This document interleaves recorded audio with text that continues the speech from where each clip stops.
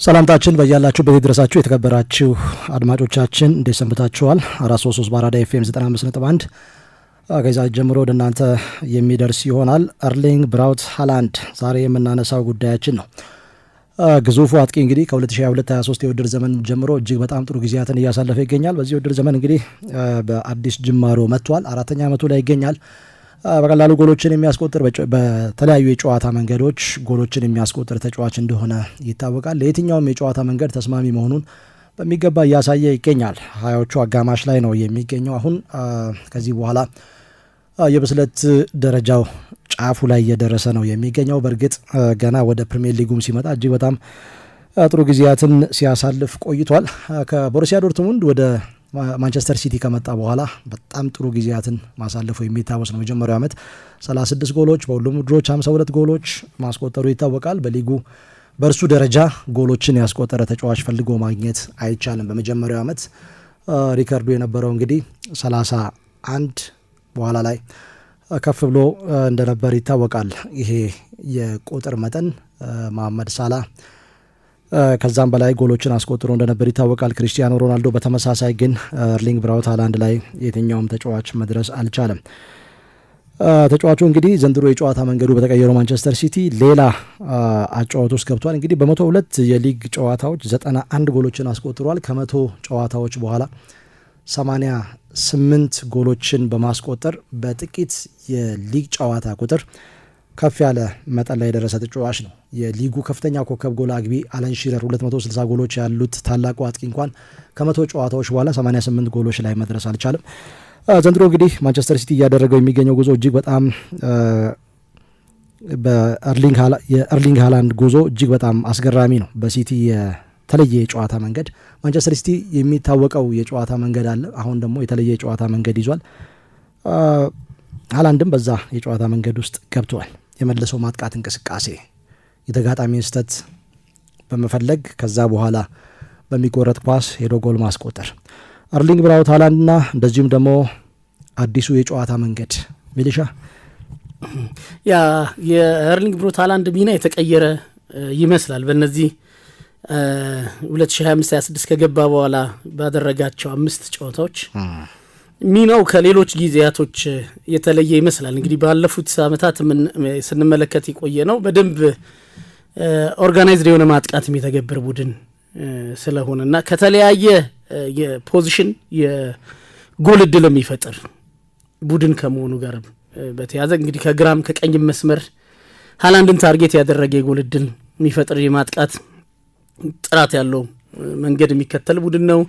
ከሳጥኑ ትይዩ እንደ ኬቨን ዴብሮን ተጽዕኖ እጅግ ከፍ ያለን የተለያየ አይነት ለሱ ምቹ የሆኑ የጎል እድሎችን የሚፈጥሩ ተጫዋቾችን የያዘ ስብስብ ነበረ ማንቸስተር ሲቲ እና ተገማች እንኳን ሆኖ አማራጮቹ ብዙ ስለሆኑ እንግዲህ ብዙ ከኬቨን ዴብሮን ጋር ያለው ጥምረት ከፍ ብሎ ቢነገርም ግን ከተለያየ አቅጣጫ የጎል እድል የሚፈጠርለት አይነት ተጫዋች ነው ኤርሊንግ ብራውት ሃላንድ እና ተገማች ወይም ደግሞ እሱ የበለጠ ትኩረት የሚደረግበት በተቃራኒ ሳጥን የበለጠ የትኩረት ማዕከል ቢሆንም ግን የሚፈጠሩት እድሎች የተለያየ አይነትና ከበርካታ ፖዚሽን የሚፈጠሩ እድሎች ስለሆኑ የሃላንድን የጎል ማስቆጠር ጥንካሬ የሊጉ መከላከል ሊገታው ተቸግሯል።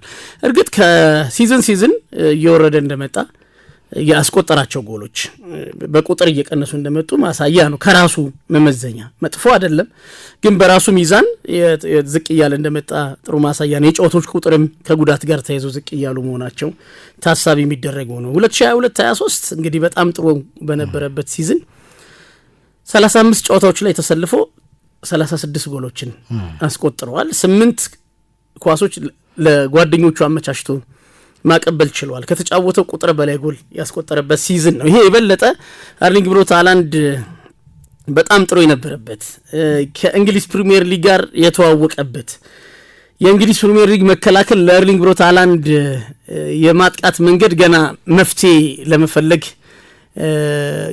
ገና አዲስ ፈተና ሆኖ የመጣበት ጊዜ ከመሆኑ ጋር በተያያዘ ሊቆጣጠሩ ተቸግረው ነበር።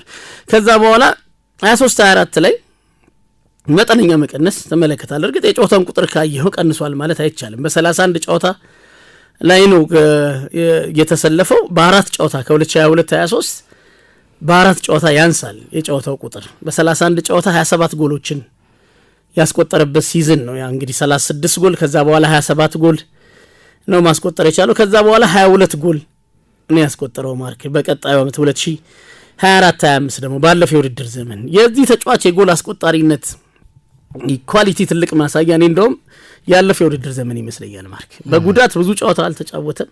ቡድኑ በጣም መጥፎ ጊዜ ነው እያሳለፈ ያለው። ኦልሞስት ቶፕ 4 ላይ ገባ የሚችልበት አይነት አቋም ያሳየን። በ72 ነጥብ አራተኛ ሆኖ የጨረሰበት እያንዳንዱ ጨዋታ ፈተና የነበረበት ለማንቸስተር ሲቲ እና በዛ እንኳን በጣም መጥፎ በነበረው ሲዝን ውስጥ ጥሩ ሲዝን ካሳለፉ ቡድን 2 እና 3 አጥቂዎች በድምር ካስቆጠሩት ጎል በላይ አስቆጥረዋል። እንግዲህ 22 ጎሎችን ያስቆጠረበት ሲዝን መሆኑ መረሳት የለበትም እና አጠቃላይ የግል ስኬቱን ካየኸው በማንቸስተር ሲቲ ማሊያ ከተመለከተነው ጊዜ ጀምሮ የማያባራ ጎል አስቆጣሪ መሆኑን እየተመለከተን ያለ ነው። እንግዲህ ዘንድሮ ማጀማመሩ በጣም ድንቅ ነው። 5 ጨዋታዎች ላይ የተሰለፈው እንግዲህ ከ5 ጨዋታ 6 ጎሎችን ማስቆጠር ችሏል ከወዲሁ ገና በእንግሊዝ ፕሪሚየር ሊግ። የዘንድሮ ትንሽ ለየት የሚያደርገው እንዳለፉት አመታት ሳጥን አካባቢ የተቃራኒ ቡድን ሳጥን ከሚያነፈንፍ አጥቂ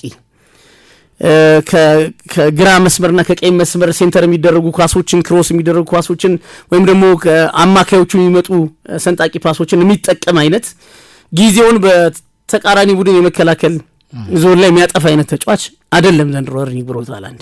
በደንብ በጥልቀት ወደ ኋላ የሚመለስ ለመከላከል ለቡድኑ ሽፋን የሚሰጥ ብዙ ኳስ የሚነካ ምናልባት የንክኪው መብዛት የቡድኑ ያጫወት ለውጥ አካል ነው ብዬ ነው የማስበው ማርክ። ብዙ ወደ ራሱ ሜዳ በተጠጋ ቁጥር ተገዶ የሚነካቸው የኳስ የበለጠ ብዙ የኳስ ቁጥር እንዲነካ የሚገደድባቸው ሁኔታዎች ይገጥሙታል። ኤርሊንግ ብራውት ሃላንድ ወደ ማንቸስተር ሲቲ ሲመጣ ማርክ እድሜው ታሳቢ የተደረገ አልመሰለኝ። ምክንያቱም ከፍ ባለ ሲቪ ነው የመጣው ወደ ማንቸስተር ሲቲም ሲመጣ በጀርመን ቡንደስሊጋ በቦሩሲያ ዶርትሙንድ ነግሶ ነው የመጣው ብዙ ጎል እያስቆጠረ። ስለዚህ ምናልባት በፔፕ ጋርዲዮላ ጨዋታ ውስጥ ከዚህም በላይ ሊሻሻል እንደሚችል ግምቶች አልነበሩም። በተለይ ከኳስ ጋር ያለው አጠቃቀም ላይ ትንሽ ደካማ ነው የሚል ነገር ይነሳል። የበለጠ ሳጥን ውስጥ ብቻ አደገኛ ነው የሚሉ ነገሮች ይነሳሉ። ግን ቀጥተኛ የጨዋታ መንገድ እንደሚከተል በኬቨን ደብሮይንና በሱ መካከል የሚኖር ግንኙነት የበለጠ ሜዳ ላይ እንደሚታይ የብዙዎች ግምት ነበር። ሲቲ ከጨዋታ መንገዱ እንደሚወጣ ይሄ በፊት 9 ቁጥር ሚና በነበረው ተጫዋች ነበር ሲጫወት የነበረው ኢልካይ ጉንዶዋንን ጭምር ሳይቀር 9 ቁጥር ሚና ሰጥቶት ሲጫወት እንደነበር ይታወቃል። ሰርጂዮ ኩን አጉዌሮንም ልክ እንደዛ ነበር ሲጠቀምበት የነበረው። በሮቤርቶ ፊርሚኖ ሲቀና እንደነበርም ይታወቃል። አንድ ሰሞን እንደውም በማከላቸው ጸብ ተፈጥሯል የሚል ነገር ሲነሳ ነበር። በአጉዌሮ ያው የበለጠ ከኳስ ውጪ ጥሩ አይደለም የበለጠ ተሻሻል በሚል አለግባባት ተፈጥሮ ነበር የሚል ነገር ሲነሳ ነበር። ሃላንድ ሲመጣ ደግሞ ያው ምን እንዳሰበ ግልጽ ነው። ከተገማችነትም እንዲወጣ አድርጎታል። በፊት ጎሎች ከተለያዩ አቅጣጫ ይቆጠሩ ነበር። እሱ ሲመጣ ግን የበለጠ ኃላፊነቱ በእርሱ ላይ ተጥሎ ኬቨን ደብሮይንና እሱ ላይ የበለጠ ኃላፊነት ተጥሎ ሌሎቹ ተጫዋቾች ጀስት በቡድኑ ውስጥ ከፍ ያለ ሚና እንዲኖራቸው አይነት እሳቤ ነበር የነበረው። ያ ለውጦቹ በደንብ ታይተዋል ማርክ። እንዳነሳው የማንቸስተር ሲቲ የመስመር አማካዮች ብዙ ጎል የመስመር አጥቂዎች ብዙ ጎል አስቆጣሪዎች ናቸው። እንግዲህ ልክ ሃላንድ ከመምጣቱ በፊት ከተለያየ አቅጣጫ ሰርጂዮ ኩን አጉዌሮ ብዙ ጎል ሊያስቆጥር ይችላል። ግን ደግሞ ከግራና ከቀኝ ያሉ ራሂም ስተርሊንግ፣ ሊሮይ ሳኔ በትክክል ከዛ ውጪ አልጄሪያ ሪያድ ማህሬዝ ነኝ ሁላ ነበሩ። እነዚህ ሁሉ ጎል ያስቆጥሩ ነበር። ኤርሊንግ ብራውት ሃላንድ ከመጣ በኋላ ግን ብዙ ጎል የማስቆጠሩን ኃላፊነት ሃላንድ ወስዶታል እና የበለጠ ኳሶች ከኬቨን ዴብሮኔ ከተከላካዮች ጀርባ ስፔሶችን የማየት ነገር ለሃላንድ የተመቸ ማጥቃት በዛም ውጤታማ ሆኗል አሰልጣኙ። እንግዲህ ሃላንድም የበለጠ ጎልቶ ወጥቷል። የበለጠ ይሄ ኳስን ብዙ ተቆጣጥሮ ለሚጫወት ቡድን የሚስማማ አይነት አጥቂ አይደለም። ምክንያቱም የ9 ቁጥሮች ውሳኔ የሩጫ ውሳኔ ልክ ክፍተቱን ሲያገኙ ማርክ ድንገት ነው ስፔሱን ለማጥቃት የሚሮጡት። አንድ ትርፍ ለሱ የማይስማማ የኳስ ቅብብል ከተደረገ ከዛ በኋላ ጎል የሚያስቆጥርበት እድል እየጠበበ ነው የሚመጣው።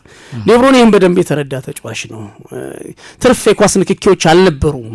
አስፈላጊው ፖዚሽን ላይ ሲያገኙ ሃላንድን ጊዜውን የጠበቀ ኳስ ያቀብለው ነበር። ጥሩ ተዋህደዋል እነዚህ ይሄ አጥቂና አማካዩ ኬቨን ዴብሮይኔ።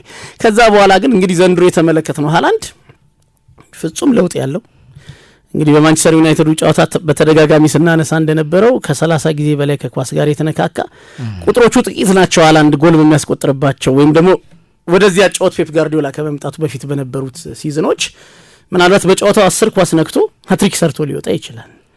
በጨዋታው ከ15 ያነሰ ኳስ ነክቶ 2 ጎል አስቆጥሮ ሊወጣ ይችላል። ብዙ ጊዜ እርምጃ የሚያበዛ አይነት ሜዳ ላይ ወክ እያደረገ ግን ደግሞ ክፍተቶችን እያጠና ኬቨን ዴብሮይኔ ኳስ ሲይዝ ቀድሞ ያጠናውን ስፔስ ወደዛ መሮጥ። ከዛ በኋላ ዴብሮይኔም ችግር የለበትም በቀላሉ ነው ኳስ የሚሰጠው።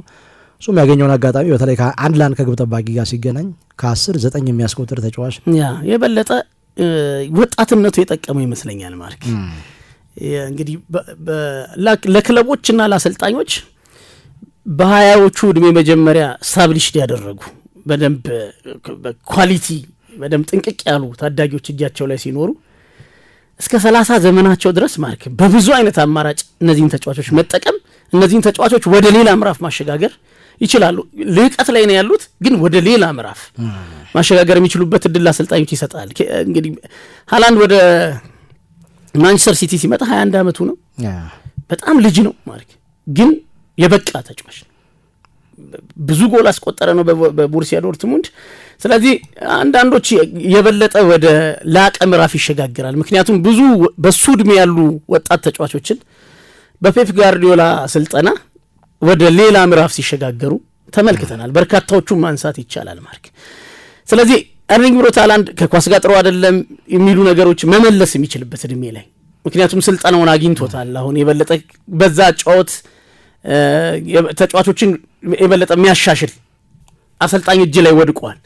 ስለዚህ ብዙ ነገሮችን የበለጠ ማሻሻል እንደሚችል ይነገር ነበርና አሁን ማንቸስተር ሲቲ እየተገበረ ላለው አዲሱ አጫወትም የበለጠ ተስማሚ እንደሆነ ሃላንድ ከፊዚካል አፒራንሱ የማይጠበቅ ፔስ ያለው ተጫዋች ነው ማርክ። አካል ግዙፍ የሆኑ ተጫዋቾች ብዙ ጊዜ ፍጥነት ላይ ጥያቄ ይነሳባቸዋል፣ ግን ፈጣን ተጫዋች ነው።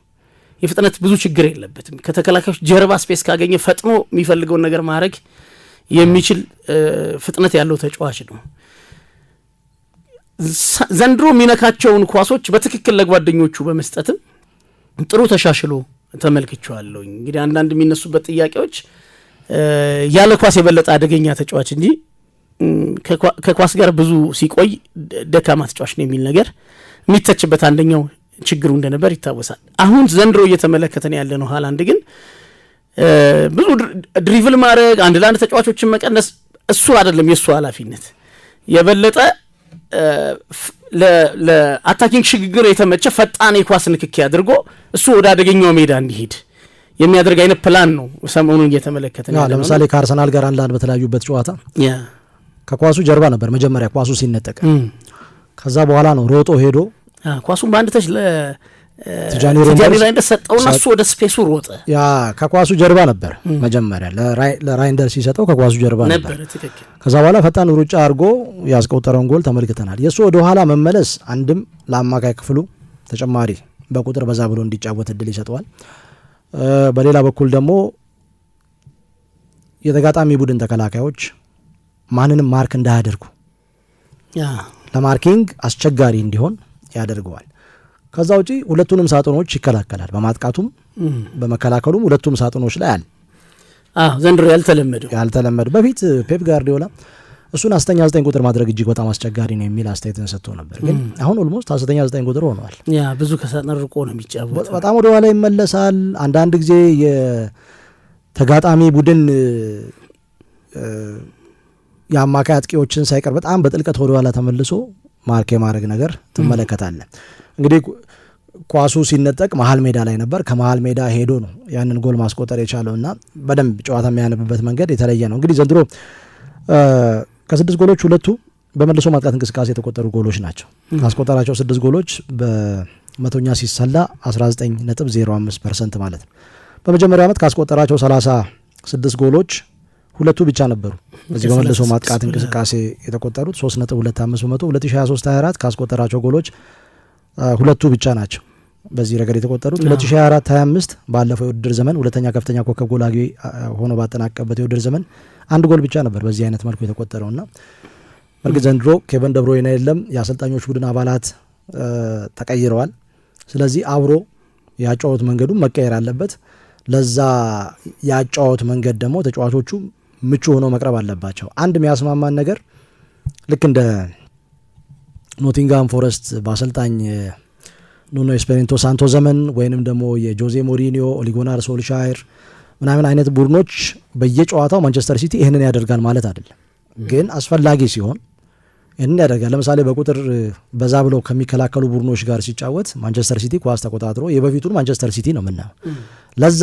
ደግሞ እንግዲህ ራሱን ዝግጁ እንደሚያደርግ ጥያቄ የሚነሳበት ጉዳይ አይደለም ለምሳሌ ሰሞኑ በካራባኦ ካፕ ከሃደርስፊልድ ጋር ተጫውቶ ለባዶ ያሸነፈ ማንቸስተር ሲቲ ተጋጣሚው እንደ ሌሎች ትልቅ ቡድኖች በሃይላይን ወደፊት የሚጫወት አይደል ወይም ጨዋታ ዲክቴት የሚያደርግ አይደል ከዛ ውጪ በዚህ ሳምንት በእንግሊዝ ፕሪሚየር ሊግ 6ኛ ሳምንት ከበርሌ ጋር ነው የሚጫወተው ሜዳው ላይ ማንቸስተር ሲቲ የቀድሞውን ማንቸስተር ሲቲ ነው ኦብቪየስሊ ምናየው ሃላንድ ደግሞ ለዛ የጨዋታ መንገድ ቀድሞ ጎል ሲያስቆጥር በነበረው የጨዋታ መንገድ ወይም በዛ መንገድ ነው ጎል ያስቆጥራል ተብሎ የሚጠበቀውና የሚመርጣቸው ጨዋታዎች እንዳሉ ማሳያ ይመስላል የተለያየ አይነት የጨዋታ አቀራረብ ተለዋዋጭነት ተጫዋቾቹ ለዚህ ተስማሚ ስለሆኑ ማርክ ቅድም ባነሳው የዚህ አዲሱ ማንቸስተር ሲቲ አንዳንድ ጨዋታዎች እያሳየን ያለው ጨዋታ አቀራረብ ተስማሚው ሰው ኤርሊንግ ብሮት ሃላንድ ብቻ አይደለም ጀረሚ ዶኩ በጣም ተስማሚ ተጫዋች ነው የበለጠ እሱ እንደውም ስፔሻላይዝድ አድርጎት በደንብ ስለዚህ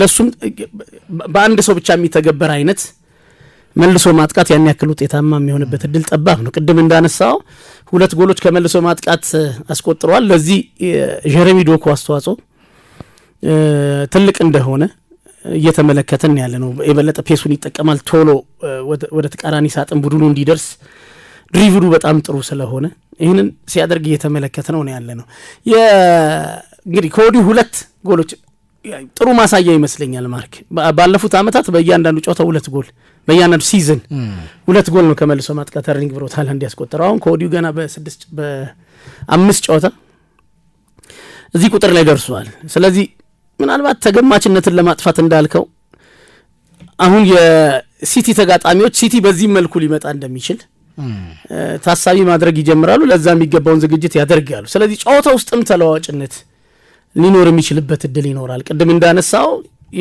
የሆነ ጨዋታ ፕላን ከሌላ የጨዋታ መንገድ ጋር የተለያየ አይነት አቀራረብ ይዞ ሊገባ ይችላል ፔፕ ግን ደግሞ ጨዋታ ውስጥም እንዳስፈላጊነቱ የጨዋታውን ክፍለ ጊዜ በመልሶ ማጥቃትም በፖሴሽንም ለመጫወት እድል ይሰጠዋል የኤርሊንግ ብሮት ሃላንድ በሁለቱም ማጫወት አደገኛ መሆንና ለአሰልጣኙ በጣም ጥሩ ነገር ይመስለኛል የሃላንድ ቶሎ ከዚህኛው ከአዲሱ የጨዋታ አስተሳሰብ ጋር ቶሎ መዋሃዱ ጎሎችን ማስቆጠሩ በዚህ ረገድ ያግዘዋል ተብሎ ነው የሚታሰበው በመጀመሪያው አመት በስሩ ቦልስ በሰንጣቂ ኳሶች ያስቆጠራቸው ጎሎች 27 ነበሩ ባለፉት 2 አመታት ደግሞ 11 እና 18 ሆነው ተመዝግበዋል ዘንድሮ እንግዲህ ቁጥሩ ከዛም በላይ እንደሚያንስ ምንም ጥያቄ የሚነሳበት ጉዳይ አይደለም በመጀመሪያዎቹ 3 አመታት በፋስት ብሬክ አታክ 5 ጎሎችን ነው ማስቆጠር የቻለው 2022-23 23-24 የውድድር ዘመን ዘንድሮ ቁጥሩ ከዚህም በላይ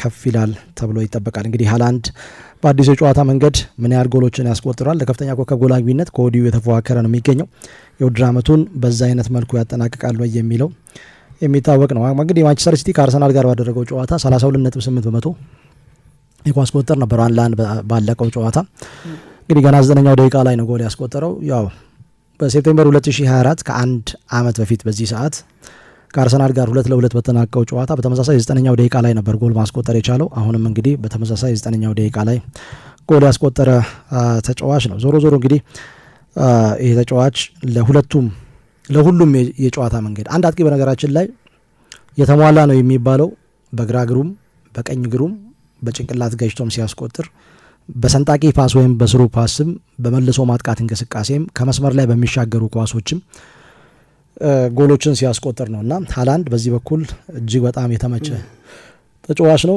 ምናልባት እንግዲህ እርሱ ጉዳት ካስተናገደ ምን ሊሆን ይችላል ማንቸስተር ሲቲ ትልቁ አደጋ እሱ ነው። በፊት ቦታውን ሊተኩ የሚችሉ ተጫዋቾች ነበሩ።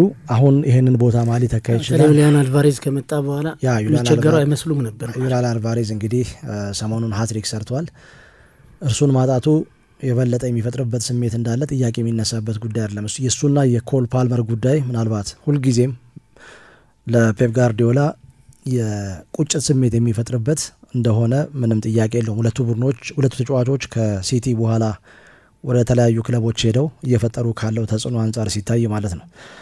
እንግዲህ የድረስ ይጓዛል የምናውቀው ነገር የለም። ቡድኖች አዳፕት ካደረጉስ ምን ይሆናል?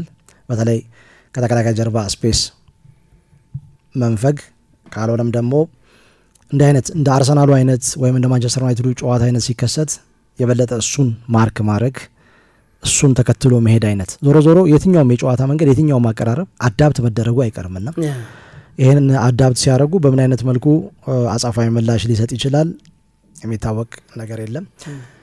ግን ያው መፍትሄ ያጣል ተብሎ አይጠበቅም በተለያየ መንገድ ጎል ከማስቆጠሩ አንጻር። አርሊንግ ብራውት ሃላንድና አዲሱ የጨዋታ መንገድ እናንተስ ምን ታዘባችሁ? ሀሳብ አስተያየት ስጡን። የደውሏን ምልክት በመጫን እንግዲህ ሰብስክራይብ በማድረግ የበለጠ ቤተሰባዊ ስራችንን ልታጠናክሩ ትችላላችሁ። መነሳት ያለባቸውን ነገሮች ማስተካከል ያለብንን ነገሮች ንገሩን። ሁልጊዜም ቢሆን የእናንተ አስተያየት ትልቅ ግብዓት ስለሚሆነን ያንን ተከትለን እንግዲህ እናንተን ለማስደሰት ከፍተኛ ጥረት እናደርጋለን። መረጃዎቻችን ይህንን ይመስላሉ። ለነበረን ቆይታ እናመሰግናለን። መልካም ጊዜ ይሆንላችሁ።